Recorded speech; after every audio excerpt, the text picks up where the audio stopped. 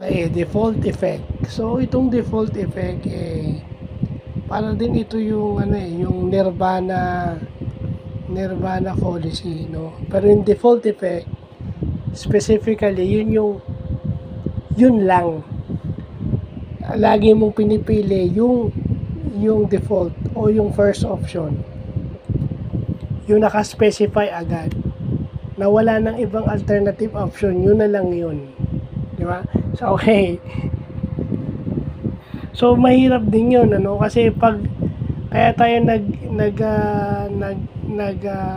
nagpo-pursue sa default effect kasi alam natin yung advantages ng certain bagay na yun na baka kinatatakutan natin kapag hindi natin pinili, mawala yung advantage na alam natin. Pero hindi natin nakikita, paano naman yung advantages ng iba? Kung iti-take natin yung option na yun, ano yung advantages doon na hindi na ibibigay nung default? Yeah.